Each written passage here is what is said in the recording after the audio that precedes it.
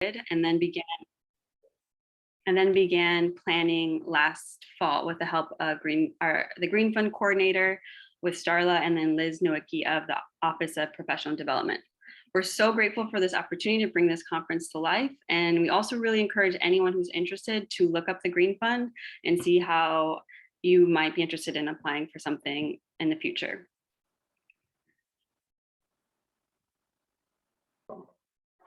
Awesome. Thank you so much, Erica. Hey, everybody. My name is Mark McKim, one of the other co-leaders of the conference and the EJET student group.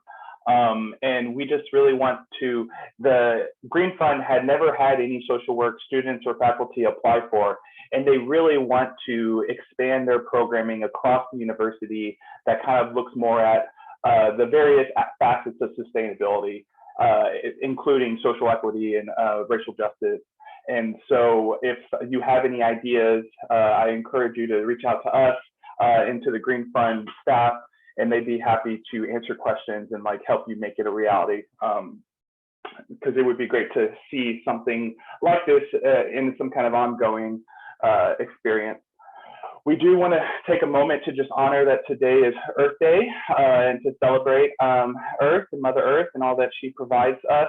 And specifically want to take a couple moments to just kind of articulate the reason why environmental justice and ecotherapy is important to the social work profession. The Council of Social Work and Education has formed an environmental justice committee, and they actually had a year-long process where they did a lot of research and writing and developed some curriculum standards to influence environmental justice curriculum within our standards. As there also is the National Association of Social Workers has considered environmental justice as one of the social justice priorities that it wants to focus on at the national level. There's also the International Federation of Social Workers that this year had their World Social Work Day theme, co-building a new eco world, leaving no one behind. And they are participating in a global environmental justice conference called the People's Global Summit on June 29th of this year.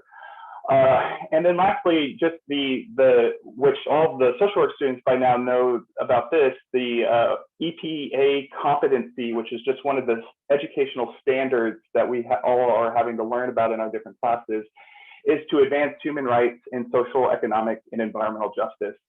And we, Erica, myself, and the other EJET students and the EJET students who came before us just saw somewhat of a gap in our curriculum and really wanted to learn more about environmental justice, but also take action.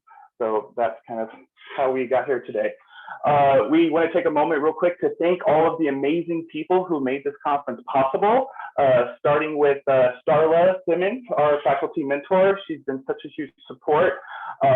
Jazz Bell is the graphic designer who helped make our flyer, and they are a former alumni of our school. Liz Nowicki from the Professional Development Office, as well as the graduate assistant Marla Brown, really came through in helping us with the evaluation and the CEU processes. Jill Parrish from the UT Green Fund. She was very supportive of us and answered all our questions and assisted us throughout the application process. As well as Jack Roos from the Campus Environmental Center. He was on the committee for the Green Fund, and anyways, just gave us a lot of good advice. And also the Steve Hicks School of Social Work. We're very appreciative of their general support. And all of the EJET students, and of course, all of the speakers today. And then do also want to thank, today is my mom's birthday, and she passed away a few years ago, and I would not be here if it wasn't for her. I just really wanted to thank you, Mom, and celebrate you and celebrate all of our ancestors who have made us who we are and try to make this world a better place. And I guess the one last thing is we would like to thank the Campus Environmental Center Environmental Justice Collective. And Srikari, are you online? If Srikari's here, you can give a quick pitch about the Campus Environmental Center and the Environmental Justice Collective. Hi, I'm here. So hi, my name is Srikari. I am a member of the Campus Environmental Center, which is, like Mark said, an environmental organization here on campus. We're just a place for students to get involved in sustainability, whether that's with organic farming through the micro farm or sustainable fashion through Trash to Charger. And we have like an open membership, so anyone can show up at our events or volunteer. And then we have more specific positions. My team is the Environmental Justice Collective. And so we focus on raising awareness of environmental justice issues through working to change UT's curriculum and through holding educational events. So if you're interested, I'll put our social media information in the chat, but otherwise, we're all really excited to be here for this conference. Thank you. Thank you. Thank you. Okay, we are almost ready to get started. Just a couple notes. If you haven't already, please mute your microphone. Feel free to type questions in the chat. The panels will be recorded and shared online after. And if you need closed captioning, it is at the bottom of your screen. We also have ASL interpretation available, so please pin those folks. That is Javier at the moment, and then Daisy later on. If you're looking for CEUs, we will be putting a link in the chat throughout the day. And then at the end of the day, we will be emailing the evaluation. And for folks who don't need CEUs, we would also just appreciate if you wanted to fill out an evaluation to see how you enjoyed the conference. And with that, I will introduce our first speaker. Our first speaker is Rocio Villalobos. Rocio is a Chicana indigenous woman from Austin whose transnational childhood shaped her understanding of community, family, migration, inequities, and borders. For over 15 years, Rocio has been involved in social justice work, covering education, immigration, and the environment. In her role as the Immigrant Affairs Coordinator for the City of Austin's Equity Office, she is creating a more welcoming and inclusive city for Austin's immigrant residents. She has also founded an outdoor adventure group that helps reconnect women of color to the land and explore the history of the land on which they live and travel. We are so excited to welcome you, Rocio. You can take it from here. Great, thank you so much. It really is an honor to be here, especially for this inaugural conference that EJET is hosting. Let me go ahead and get my presentation up.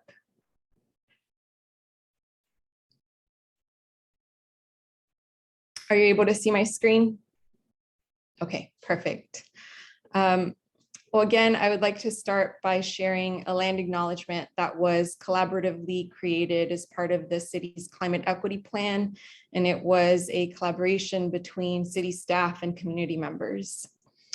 We wish to recognize and respect Indigenous peoples as original stewards of the land known as Austin, Texas, and the enduring relationship that exists between Indigenous peoples and their traditional territories.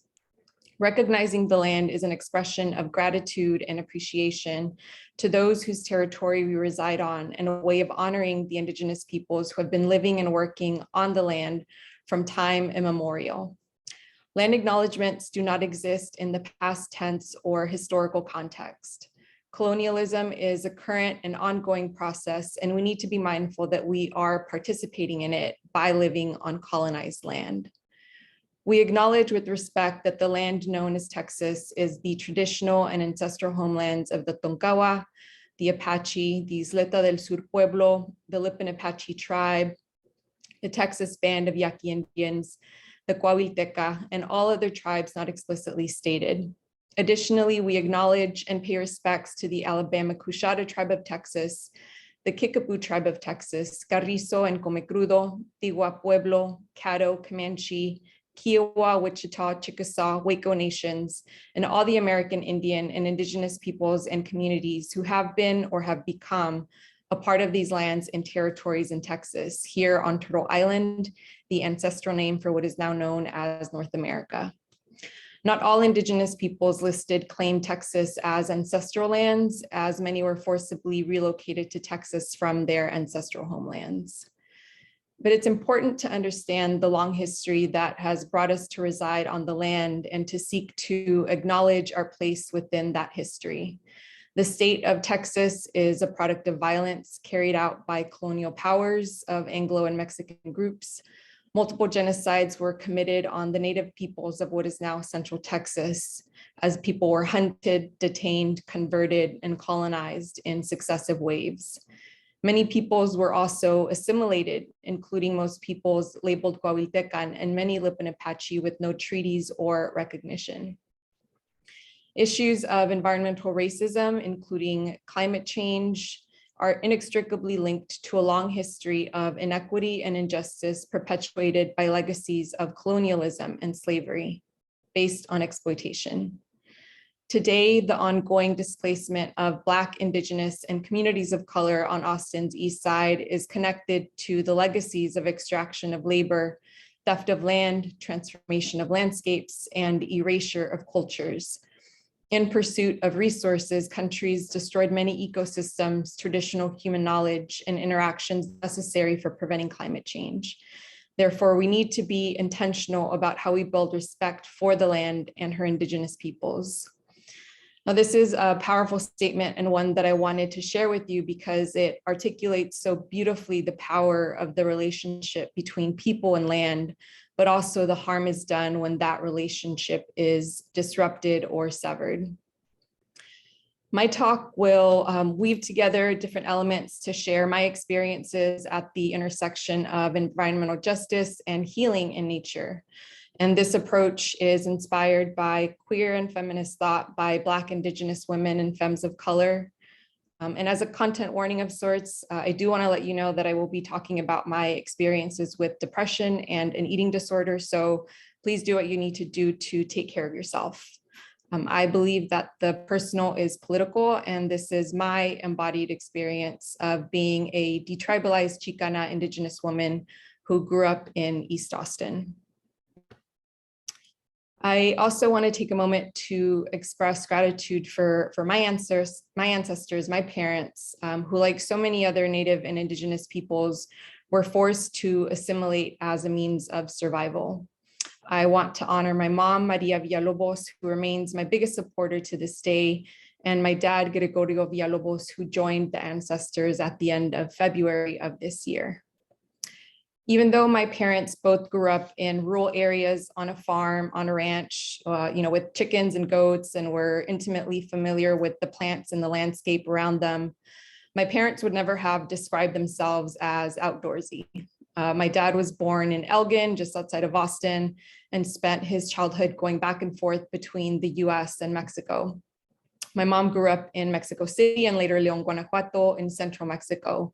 And for them, their connection to the land was just their way of life. It wasn't a lifestyle, right? It wasn't something that we now see marketed by many environmental organizations or outdoor brands or companies.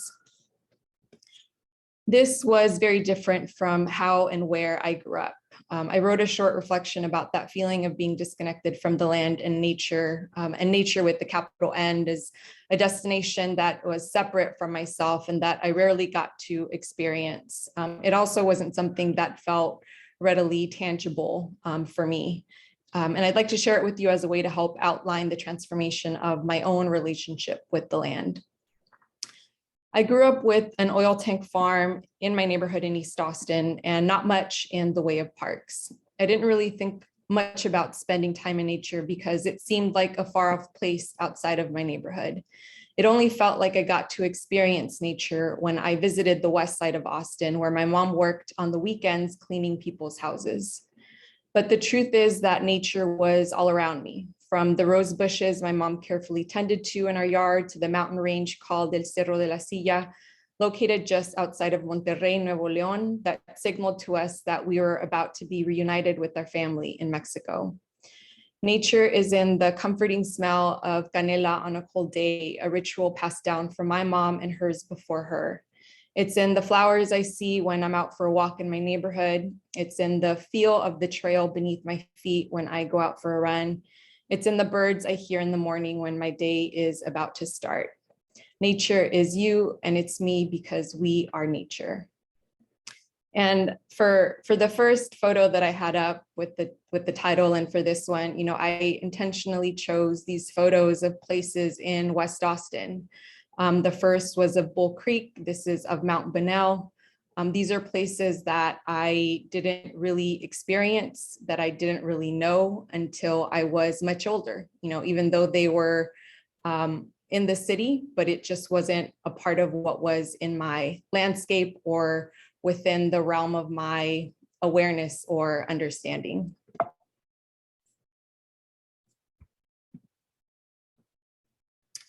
When I look back on my experiences, it's now easy for me to see that the outdoors and the land saved my life. Mother Earth was there for me all along, rooting for me. It just took me a while to recognize it. I wanted to share these pictures with you from a track and field day at my elementary school in Go Valley. We were the Go Valley Roadrunners because they're from a time when I was disconnected from the land, from nature, and I hated spending time outside. I love track and field days because it meant no classes, but I dreaded that time outside. I felt self-conscious as a chubby kid. I did not consider myself athletic, and I hated having anything to do with competing against other people in physical feats because I was certain that I would come in last or at least towards the very end. And although this changed for me over time, it wasn't without a great deal of unlearning and relearning. Our environments influence the way we see ourselves and the roles we can play in our community. Growing up, I walked by the oil tank farms that were once located on Airport in Springdale without knowing what they were. For me, the oil tank farms were just a part of the landscape that I took in on my way to school, much like the trees and the vacant lots and the signs saying, "We buy ugly houses," that were scattered everywhere. Before East Austin became trendy and valuable, it was a repository for undesirable people and undesirable industries. Not much was expected from us, so our lives were also treated as though they were expendable. As a child and eventually a young adult, I felt worthless and lost. As early as elementary and middle school, I struggled with severe depression, low self-esteem, and poor body image. And despite being treated as an exceptional child, who was worthy of being placed in gifted and talented programs in my schools, I internalized a feeling of inferiority because of where I lived and who I was, but also who I wasn't. So if you are from East Austin, you were ghetto and lacked value and had little to contribute to the broader community. In school, I learned about the supremacy of white people and whiteness. Black and brown people were defined by our trauma, our genocide, enslavement, all in the name of white progress. So this left me feeling both visible, invisible, and hypervisible as one of a handful of students of color in my classes in middle school and high school. I didn't learn about people who looked like me with stories like mine until much later during college. As an adult, I learned from my parents that their grandparents were Indigenous people, but they didn't pass down their language or culture to their children. So my parents never identified as Indigenous people themselves. My great-grandparents believed it would be better if their children assimilated. So they, like my parents, became Mexicans who spoke Spanish instead of Indigenous people with a unique culture and language and relationship to the land.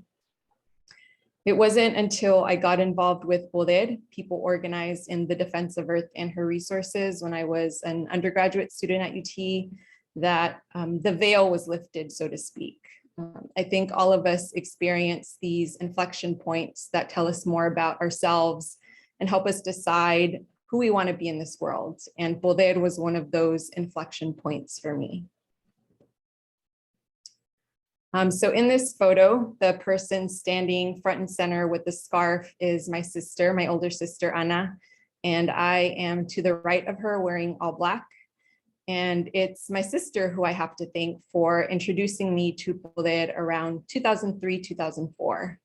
At this point, I was an undergraduate student in UT's College of Engineering. My sister was studying political science and anthropology at Southwestern. which is in Georgetown, not too far from here. One summer, my sister got an internship with an organization that had a summer youth program, and she reached out to me for help. It turned out that one of the students in the program was trying to finish her summer school classes so that she could advance to the next grade, and she needed some math tutoring in particular. I had some free time. I don't remember being particularly busy that summer, so I said, sure, why not? And I started going to this little house on Garden Street where the Poder offices were located at the time to tutor the student. And the house on Garden Street is the one that is in the photo. So the conversations I overheard and the things I learned completely upended the narrative that I had been told and accepted and believed about the city of Austin and East Austin in particular. This was also where I first learned about the city's so-called 1928 master plan and its enduring impact on the city. I'm going to share a little bit about that history because I think it's really critical to laying a foundation to be able to understand what we see today in this city. So I'll start at this period post-Civil War. Right after the end of the Civil War, many formerly enslaved Black people moved to Austin and established freedmen communities, with some of the most notable being Wheatville and Clarksville. By the late 1800s and early 1900s, there were pockets of Black and brown residents and communities throughout the city. And this was considered a problem for the city's white ruling class. A 1917 ruling by the Supreme Court further prompted action in Austin to address the race problem, what the ruling class considered the race problem. And in its ruling, the Supreme Court struck down segregationist zoning laws. So Austin and other cities began to get creative and work to develop new policies to isolate and contain the people and things that it considered undesirable. The architects of the 1928 plan, Koch and Fowler, proposed the creation of a district solely for Black people. And if Black people wanted to access public services like utilities, schools, or parks, they would have to relocate to this district. They understood that there were present zoning laws that didn't permit them to be explicit, but they could maneuver things so that they could forcibly relocate people, Black people in particular, to the eastern part of the city. Koch and Fowler ultimately advocated for the creation of what they called a Negro district. Koch and Fowler also recommended that this district have the weakest zoning restrictions, which would allow the development of, quote unquote, a number of slightly objectionable industrial uses. The city's Black residents and the cultural hubs they had created were uprooted and forcibly relocated across East Avenue, which was the precursor to what is now I-35. So at this point, we're already seeing mass segregation that is being imposed upon the city's Black residents and other communities of color. This segregation was further reinforced by a New Deal program that was designed to restore white household wealth during the Great Depression. These alleged residential security maps were created by the Homeowners Loan Corporation, a federal agency, and they demonstrate how loan officers, appraisers, realtors, and the like evaluated mortgage lending risk. This particular map is from Austin in 1934, less than a decade after the 1928 plan was created. The areas in red and yellow to the right of East Avenue are where Black people were forcibly relocated and where other communities of color also lived. The neighborhoods considered high risk or hazardous were redlined by lending institutions, literally outlined in red. And Holk refused to provide mortgages in those districts, which shut out Black residents in particular from the possibility of home ownership, which is one of the primary vehicles to building household and generational wealth in this country. Most of the areas that were redlined are mostly low income and communities of color today, something that's true for other redlined communities across the country.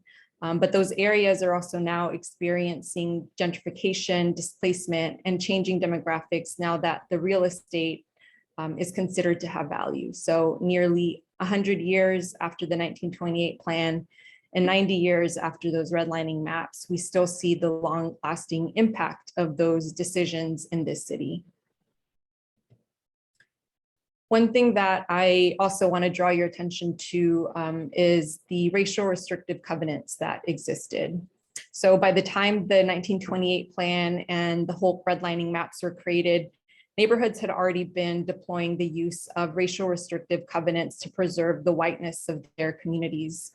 And ultimately, private land use restrictions, the city's zoning laws, and federal policy all worked in concert to shape the boundaries of segregation in Austin. Areas of the city had also been identified for commercial and industrial development based on the location of these restrictive covenants. And places with restrictive covenants prohibited or limited harmful land uses in some parts of the city. The absence of those restrictive covenants in other parts of the city, namely where communities of color were located, allowed non-residential development to occur, building the foundation for the environmental justices that we eventually saw in East Austin. So you saw before you one of the ads for Hyde Park and Travis Heights and Windsor Park, advertising very explicitly, we only sell to white folks. This is for white people only. Language like being highly restricted meant it was code for this is a site for only white homeowners to reside. And some of the other elements that I'll also just quickly point out was, it started with that 1928 plan, but there were a series of plans that further cemented the practice of designating East Austin as a site for industrial use. And all of this had the effect of compounding on each other to create some of the outcomes that we later saw. Time and again, more protections were afforded for white and wealthy communities, while industrial uses were permitted where communities of color were located. And so, these patterns beg important questions. Who gets to have safety? What areas are considered to have great environmental value? And who makes these decisions? Because it certainly wasn't the people living in the communities where the toxic industry was placed. This leads us to the topic or the concept of environmental justice and the role that organizations like Boled, people organized in the defense of Earth and her resources, played in the broader environmental justice movement. As defined by the Environmental Protection Agency, or EPA, environmental justice is the fair treatment and meaningful involvement of all people, regardless of race, color, national origin, or income, with respect to the development, implementation, and enforcement of environmental laws, regulations, and policies. Fair treatment means no group of people should bear a disproportionate share of the negative environmental consequences resulting from industrial, governmental, and commercial operations or policies. The environmental justice movement more broadly emerged in the 1980s when communities of color around the country began to organize and began calling attention to patterns of discriminatory environmental practices, including toxic dumping, municipal waste facility siting, and land use decisions that negatively affected communities of color. In addition to this definition by the EPA, I also wanted to call attention to the 17 principles of environmental justice that people of color from around the country created during the first National People of Color Environmental Leadership Summit that was held in October 1991 in Washington, D.C. And these principles go a lot deeper than the definition by the EPA, and they recognize things like the sacredness of Mother Earth and her people. So I'll just want to read to you the opening statement because I think it really, again, frames beautifully something that communicates the sacredness and the importance of our planet and our relationship to the land. They wrote, "We, the people of color, gathered together at this multinational People of Color Environmental Leadership Summit to begin to build a national and international movement of all peoples of color to fight the destruction and taking of our lands and communities, do hereby reestablish our spiritual interdependence to the sacredness of our Mother Earth, to respect and celebrate each of our cultures, languages, and beliefs about the natural world and our roles in healing ourselves, to ensure environmental justice, to promote economic alternatives which would contribute to the development of environmentally safe livelihoods, and to secure our political, economic, and cultural liberation that has been denied for over 500 years of colonization and oppression, resulting in the poisoning of our communities and land and the genocide of our peoples." That's powerful. Austin is no stranger to issues of environmental racism and justice. From the oil tank farm that was located on Airport in Springdale to the Holly Street Power Plant, community members in East Austin have been organizing for decades for the right to live in safe and healthy neighborhoods, free from environmental pollutants and with access to green spaces. I'll note that the last two bullet points, Red Bluff and Circle Acres, also speak to the city's long history of allowing the dumping of trash, particularly where poor people and people of color live. And it's taken community action, just like all of these other instances, to address the rights that were happening in the community. I'll draw attention to one environmental justice case study in particular because it's the one that hits closest to home for me. And that's the fight for environmental justice led by Poder and the East Austin strategy team that opened my eyes because I had walked by that oil tank farm for years on my way to Go Valley when I was in an elementary school without knowing what it was doing to the people in my community, including not just the parents of my classmates, but the teachers at my school. I had no idea. For 35 years, the tank farm had emitted toxic chemicals that caused chronic illnesses for neighborhood residents. Children like myself didn't question the presence of the tank farm. It was just a part of the landscape in my community. The children who lived directly next to the tank farm, splashed around in pools of contaminated water. To them, they were just playing. They didn't know that this tank farm was something to be afraid of and something that was harming their family. The tank farm was a 52-acre site that was operated by 6 of the world's largest oil companies. The area surrounding the tank farm was zoned residential, and there were 6 schools located within a 1-mile radius of the site. The tank farm processed toxic chemicals, known carcinogens like benzene, and though it was subject to environmental regulation, it was rarely enforced and the site was rarely monitored.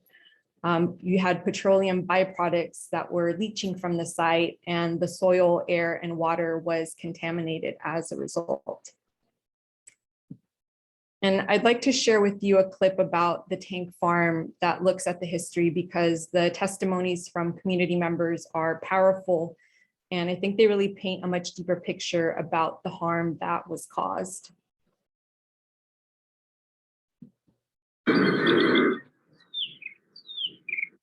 And just to confirm, are y'all able to hear that sound from the video? Yes.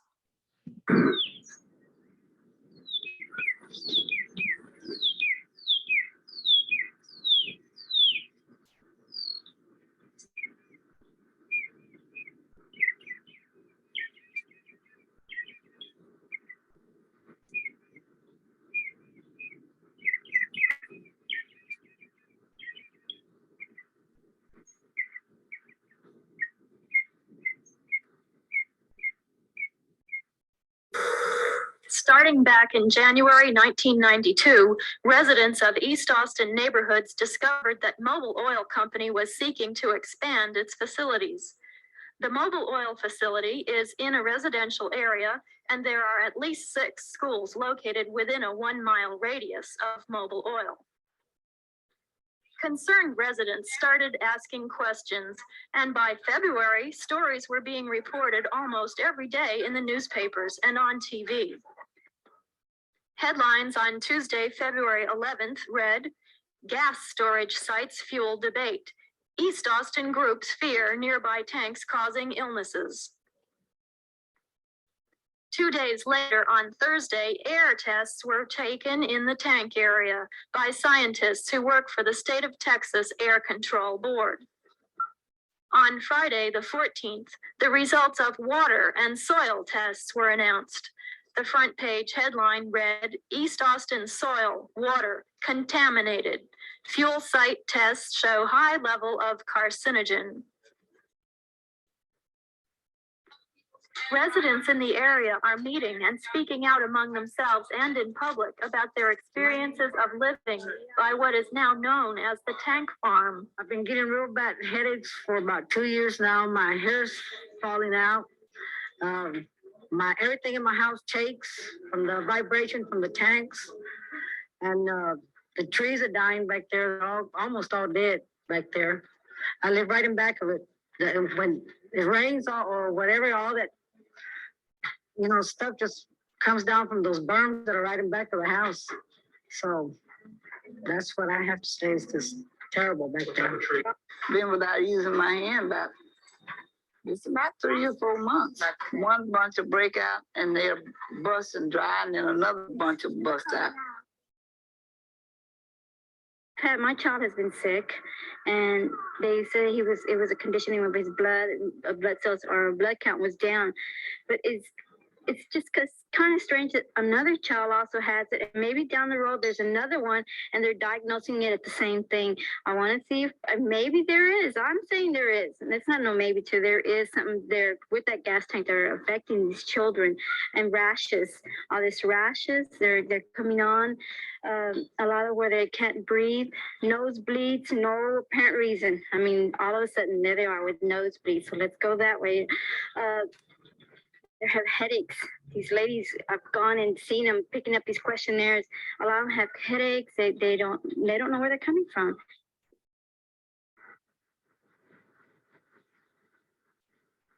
I have lived in this neighborhood for 28 years, going on 29 years now.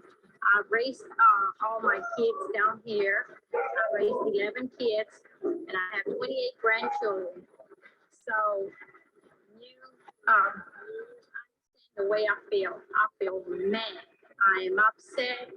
I have lived a contented life till January of this year when I found out. All these years we've been asleep. You might say that we've been asleep.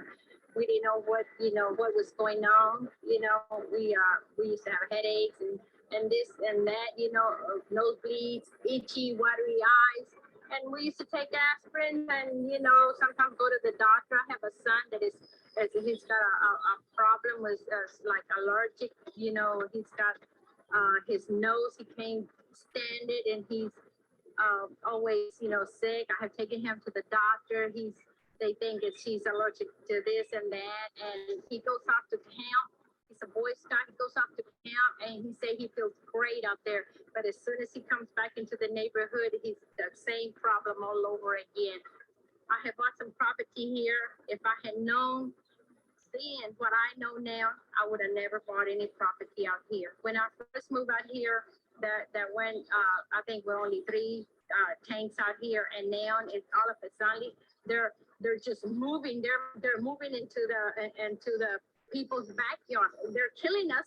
That's what they're doing. They're killing us with their emissions, their gasoline and whatever benzene and all this. They're killing us. Whose problem is it? It's certainly not ours. We didn't, we're not invading them. They're invading us, the gas tanks.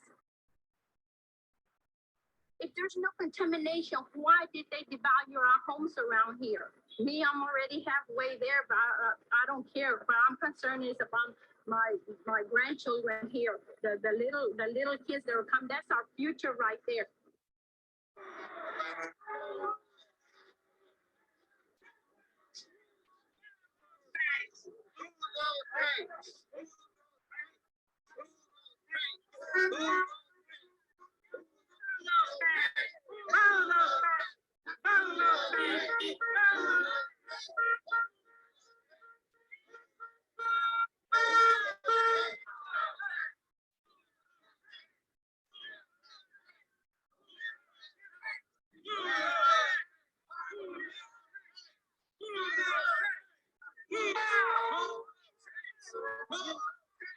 Move those tanks. Move those tanks. Move those tanks. Move those tanks. Move those tanks. Move those tanks.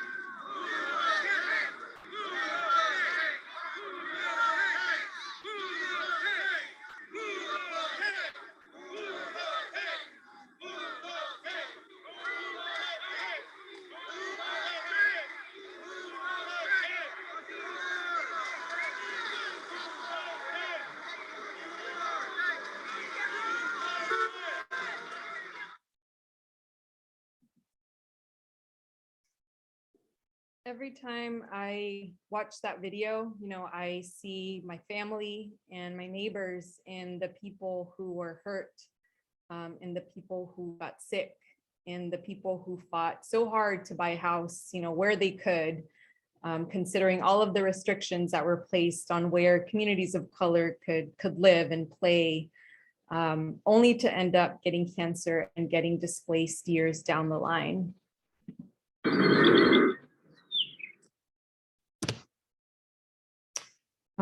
Environmental racism claimed the lives of people in East Austin. And although I see a lot of pain when I watch that video, the suffering of community members, I also see a beautiful and powerful story about people who fought back on their terms, people who organized and mobilized and won through the use of tools like the community health surveys, the toxic tours.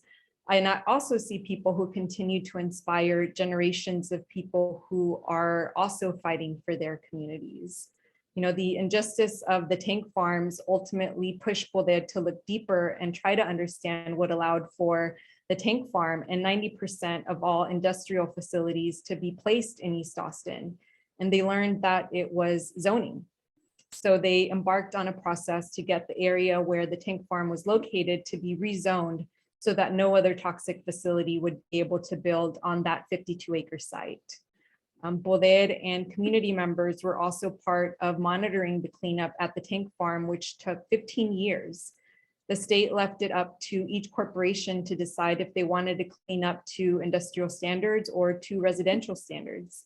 Boded tried to push city council to rezone the entire area to be residential so that the oil companies would clean up to residential zoning standards, but they were ultimately unsuccessful in that attempt. There was only one company that cleaned up to residential standards. All of the other companies chose to clean up to industrial standards, which meant that legally you could leave the site contaminated. And the catch was you could never build housing there, where the sites had only been cleaned up to the industrial standards.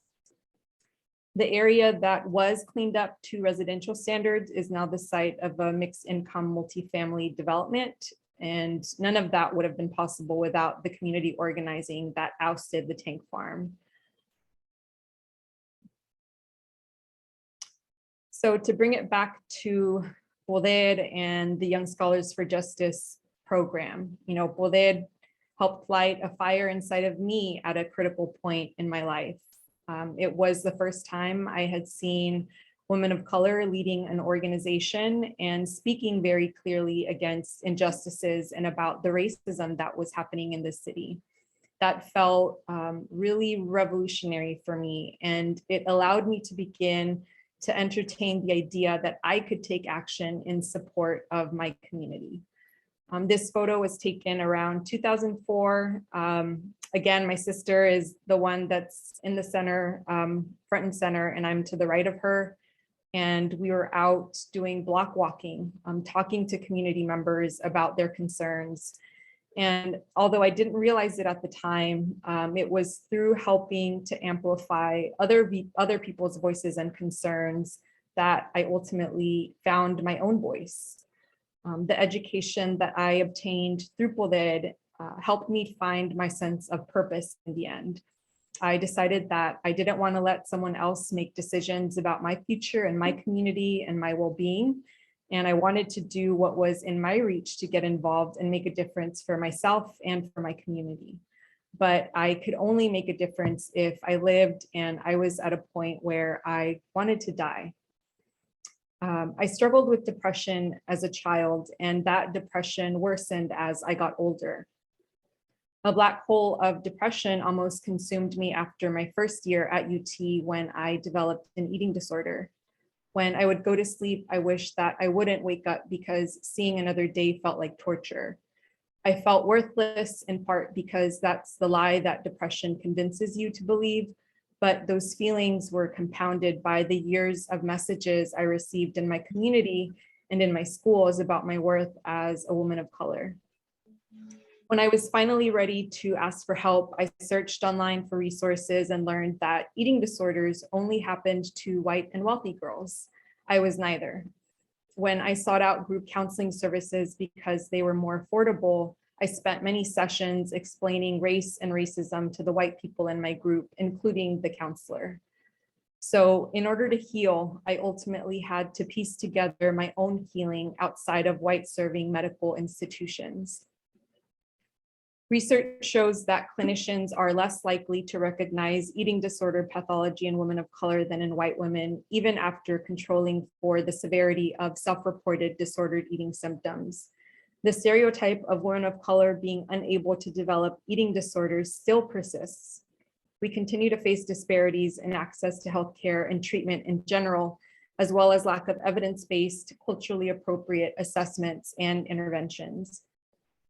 Research also shows that nature heals.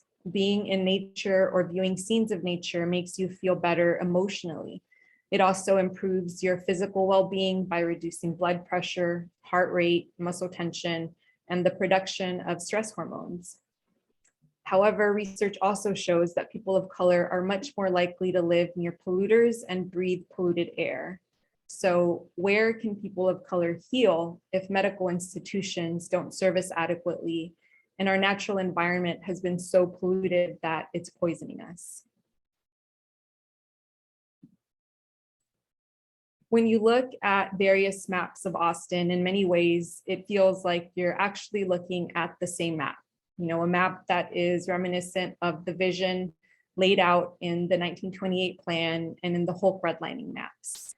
It's the same map of segregation, the same map of disinvestment and neglect, the same map that communicates to you who and what this city prioritizes. Over time, the disparities in Central East Austin have been stretched out as we push people out so that the patterns follow what we now call and see as the Eastern Crescent. In 78721, where I grew up, there is almost a 10-year difference in life expectancy compared to parts of West Austin.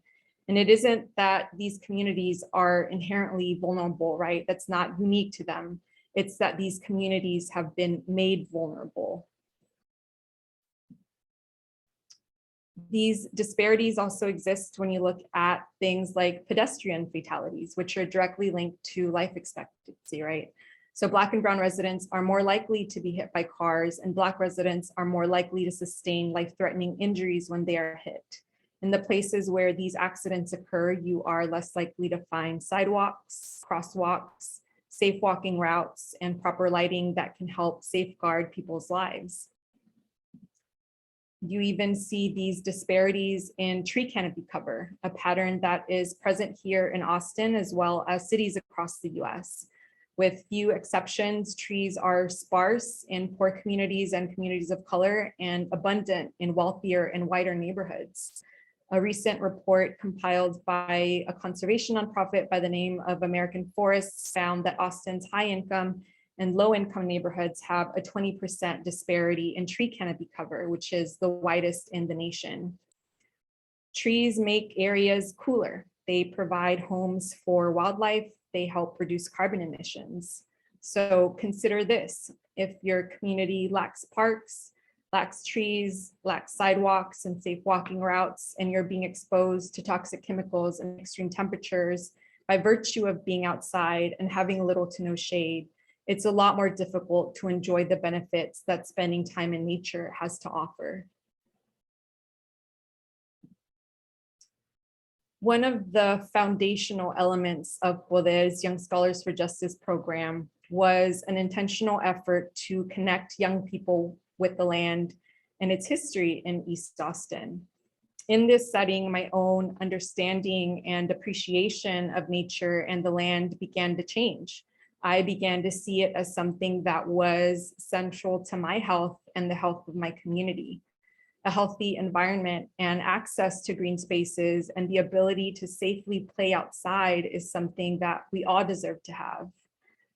And just as a fun fact, the person on the right photo with the blue shirt is one of the other speakers today, Carmen Yanes Pulido, somebody that I had the great honor of connecting with during our time at Bolded, but we also went to high school together. Bolded was also the place where I first saw people walking the red road and decolonizing spaces through ceremonies and danza. It was where I began to internalize that Indigenous cultures teach us to view the earth and her resources as living entities to be honored and not things to be exploited. You know, we are part of nature and nature is everywhere around us. All of these experiences with Bolded eventually led me to return to Bolded years later in 2010. I was a graduate student at UT in the College of Education, where I wrote my master's thesis on Bolded and the spiritual activism that I witnessed and experienced during my time with the organization. Spiritual activism is all about looking deep within and not shying away from our most painful experiences in order to be able to forge a new path ahead and take action. Having the opportunity to return to Bolded provided moments of reflection and appreciation for my journey.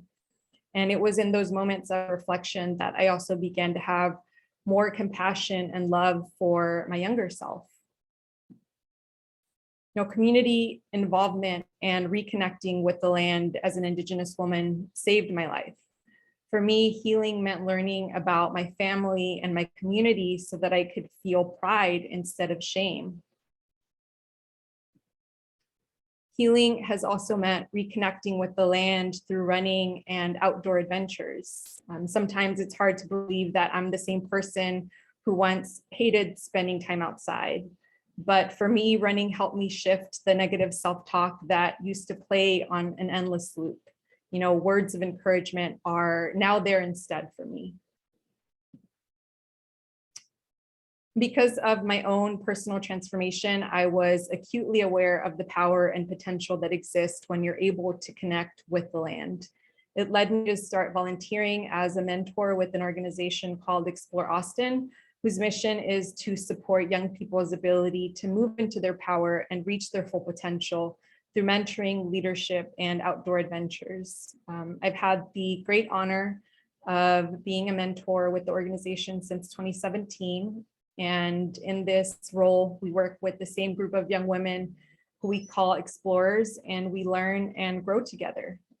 We started working with them as they were transitioning to 7th grade, and they're now getting ready to finish 11th grade and graduate from high school. We've tackled different skills from backpacking to rock climbing and have witnessed each other grow stronger, more courageous, and more confident along the way. More recently, a friend and I co-founded Native Roots ATX, which is a running and wellness crew focused on expanding our collective understanding of wellness and creating a supportive space that centers Native and Indigenous people. And we felt called to do this after many years of experiencing the whiteness of Austin's running community. And when we run, you know, it's not about competition necessarily, right? It's about healing, it's about prayer, and it's about joy. And I'll take a moment to do a shameless plug just because we do have an event coming up this weekend, coinciding with Earth Day weekend at an Allbird store on South Congress. So check us out if you've got some time this weekend.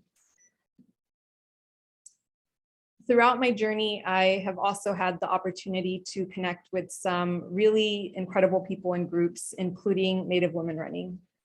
Native Women Running started out as an Instagram account a number of years ago, created by Verna Volker, and this year she launched its first running teams.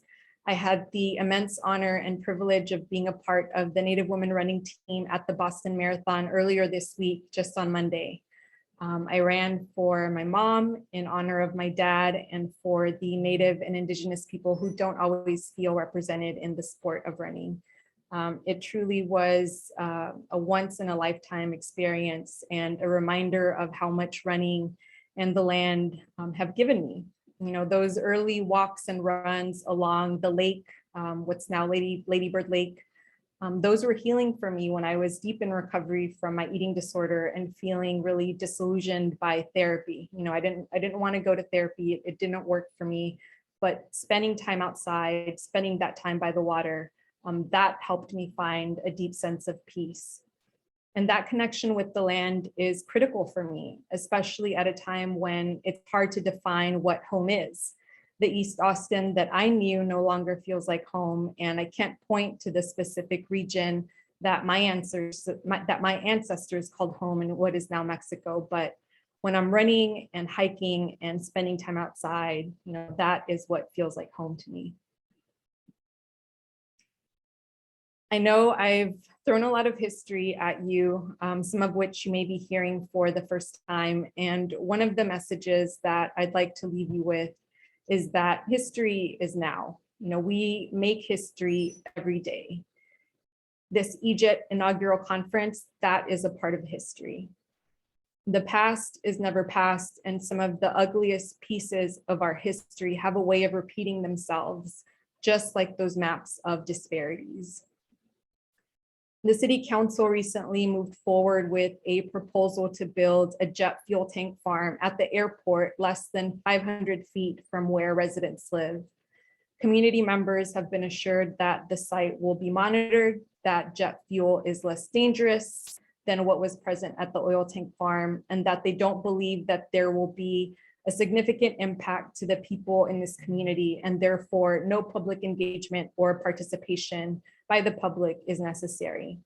This after it took 15 years, right, to clean up the site of the oil tank farm. And we saw the kind of devastation that it caused. On the same day of that council vote, Tesla hosted a big grand opening party for its Gigafactory.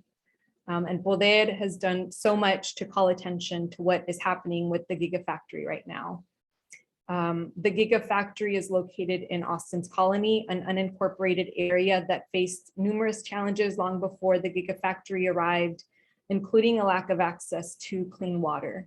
Residents of Austin's Colony have to pay a private water company that is now price gouging them. And residents are now reporting that orange water, which is in this photo, is what's coming out of their taps. Tesla, on the other hand, gets to have access to clean public water for its Gigafactory. And it's important to note that the city also gave Tesla a $50 million tax incentive so that the company would plant its roots here instead of going to another city. What I keep returning to when things feel grim is that there is power in community and there is power in being grounded in our history. You know, we shouldn't face these battles alone. Poder is still very much active in the community and the city, and they are an excellent vehicle for getting involved in issues of environmental justice in the city.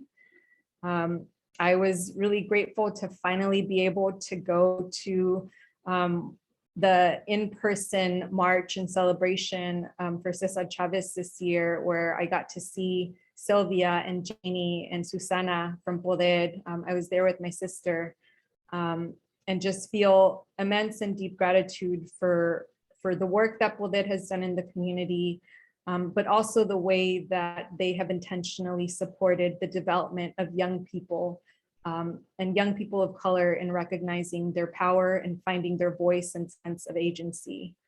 I learned from Poder and from my time with the Young Scholars for Justice that a connection with the land and with each other is vital to our emotional, spiritual, and physical survival. The land has the power to help us heal if we fight to protect her and listen to what she has to say. Thank you.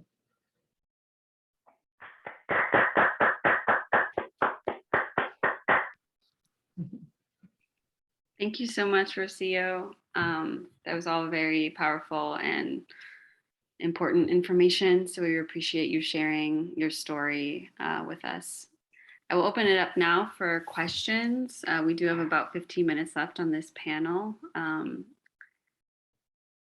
I did have, I guess, one question, and it's all right if you don't know the answer, but I noticed the name Renteria on that video. Is it the same lineage of Pio?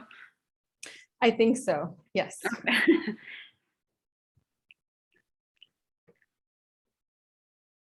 And Renee, who produced that, that film and other sort of documentary features highlighting the history of Austin, is another person who is now an elder and still very much involved in trying to create essentially popular media that follows what's happening in the city. So he's somebody that I also really deeply respect and admire.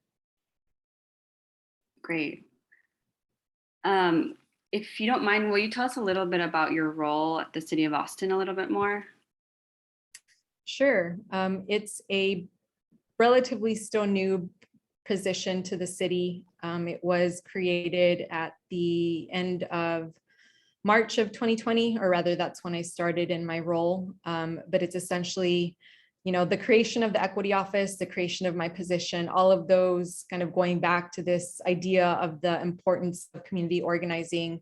The equity office was created because community members organized and pushed for the city to create an equity office that would help address some of these disparities that I highlighted in the presentation, but also disparities that exist across the city, across a range of issues. So the creation of my position was part of the ongoing work by community to expand the work of the equity office, and in particular help support our various immigrant communities, because our immigrant communities are growing and they are growing increasingly diverse. And from what we've seen with just the impacts of things like the pandemic and the winter storm, you know, there are a lot of disparities that continue to exist, especially during times of crises. So I've been in the position now for 2 years, and although sort of my primary focus is doing the work around immigrant affairs, I also support the general work of the equity office. So we do trainings across the city with departments and with community groups to address trainings for the city and essentially try and move us toward a more equitable community, right? Something that people have been fighting for a long time. Thank you so much. There is a question from Larla Brown asking, does Poder have any stance on seeking reparations for communities and families affected by environmental injustice? I don't know if they have an explicit platform about reparations, but like I said, Poder is still very much active. Susana is still present at all of the community meetings, advocating, and if you haven't already gotten the opportunity to connect with her, she is somebody to definitely connect with. Great.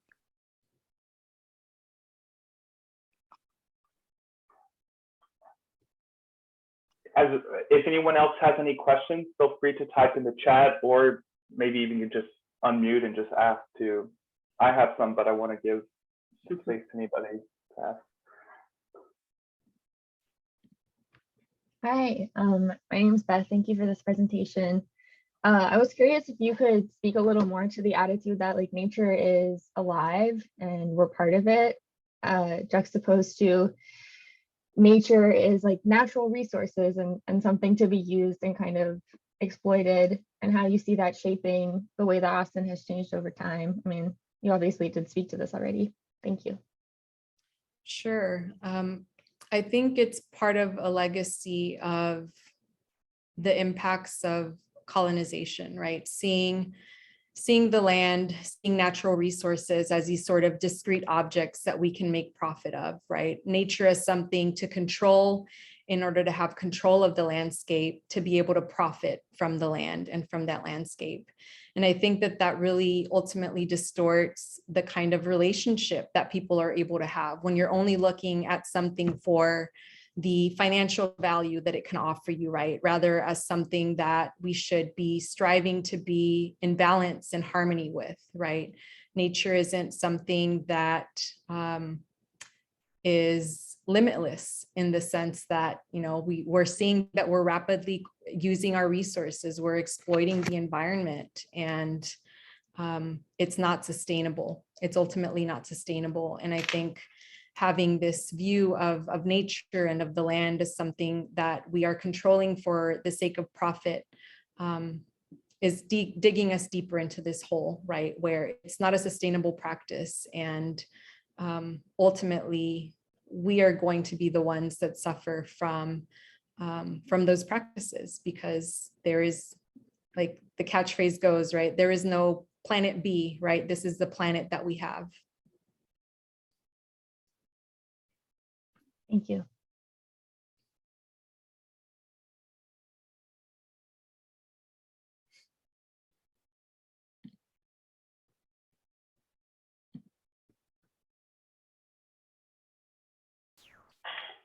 Anybody else have any questions?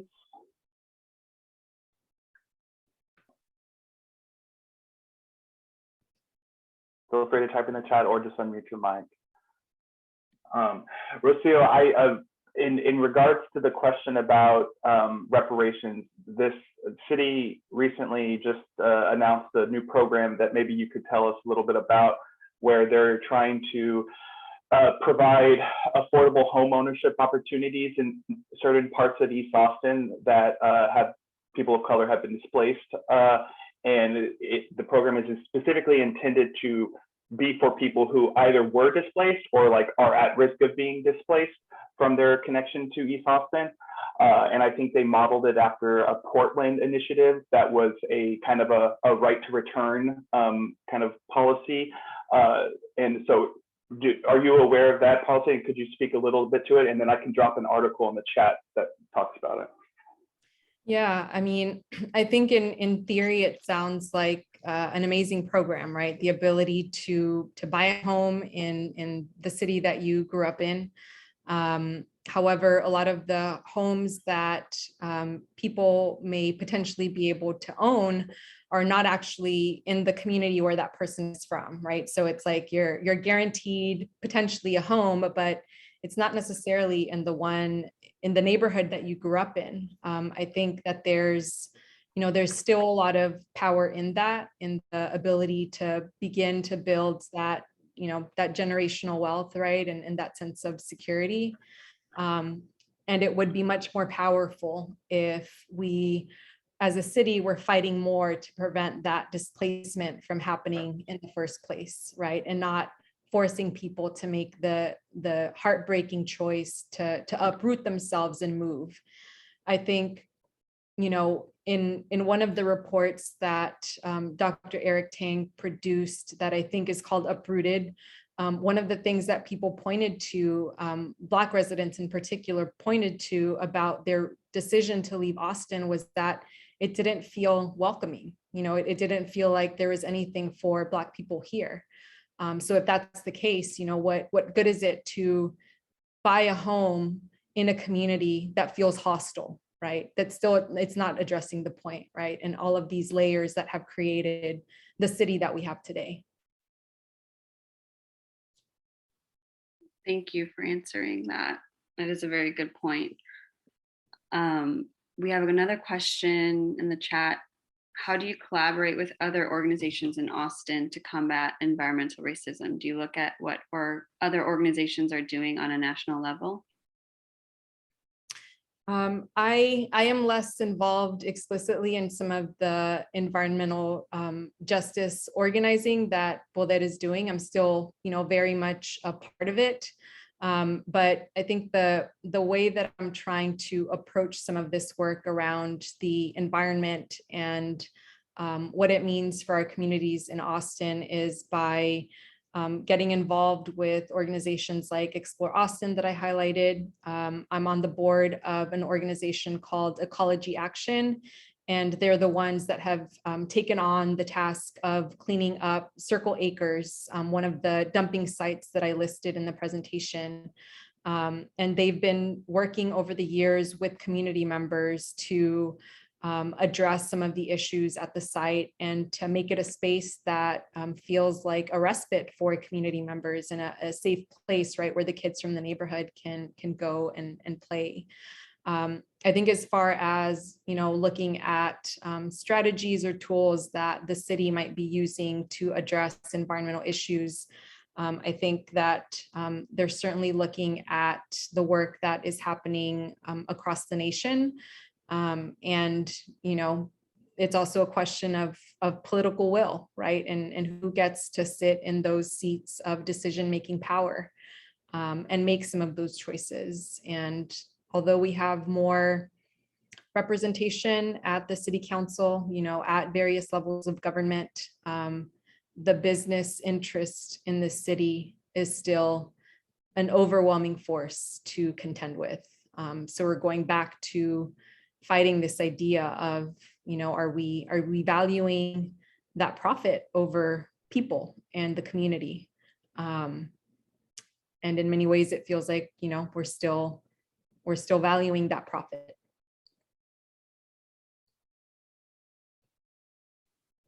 Thank you. I think we have time for another question or two. And just as a note, we will be compiling a lot of the information that is shared today onto one document and then sharing it with every attendee's email address. So you should be getting all the information shared today in a note later. Any other questions for Rocio?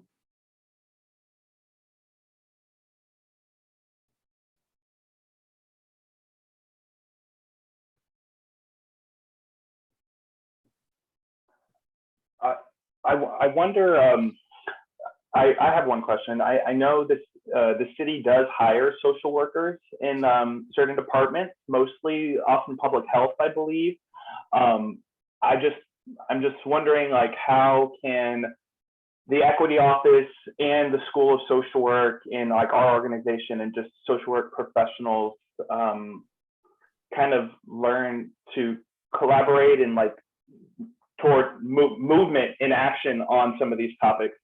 Because I feel that a lot of social workers who are working in the city probably are in very kind of clinical roles, like just doing more direct service.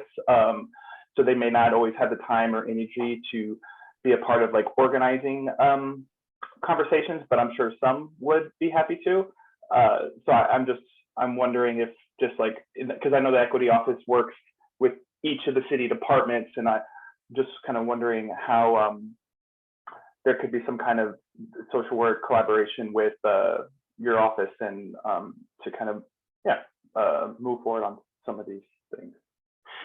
Sure. So the Equity Office hosts monthly Equity Action Team meetings, and they're a really great way to be informed about different initiatives that are happening at the city. One of the things that was important for us as the Equity Office is to work on building accountable relationships with community, right? Which is, historically, that's been largely missing from the city and from other large institutions. So that's one way that we try and sort of bridge that gap between what is happening at the city, because I know getting involved with issues happening at the city, whether you're looking at city council, whether you're looking at the conversations that are happening at the boards and commissions, all of that can feel really daunting and overwhelming if you have no idea where to begin. So our Equity Action Team meetings are, I think, a really great way to begin learning about some of the things that are happening in the city,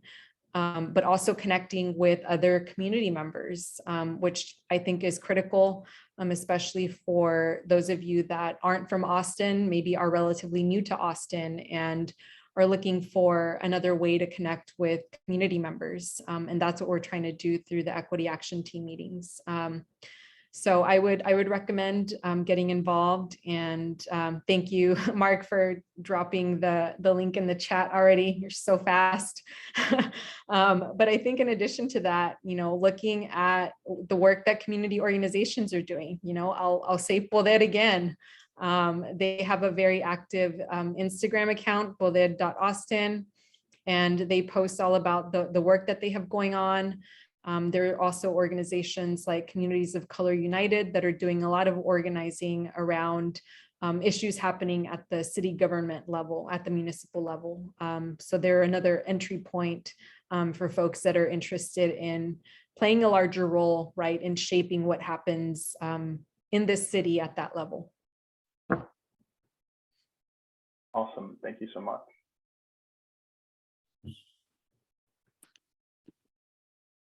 Okay, if there's no other questions, we want to thank you so much, Rocio, for joining us and sharing your story with us. That was very powerful and a great way to start off this conference. We are going to take about a 15-minute break. Everyone will be back at 10:45, and we will be hearing from Andy Escobar, Dave Cortez, and Tane Ward on our next panel. So please join us back at 10:45. Thank you all, and thank you, Rocio. One quick announcement. If you are needing CEUs and can only attend this panel, I just included the link in the chat. But if you are planning on attending other panels, then we ask you to hold to fill it out until the end, because it's an eval for the whole day and each panel. So yeah, just that little announcement.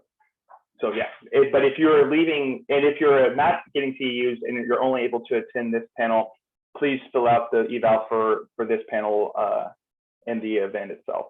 Anyways, thank you all so much. Thank you, Rocio.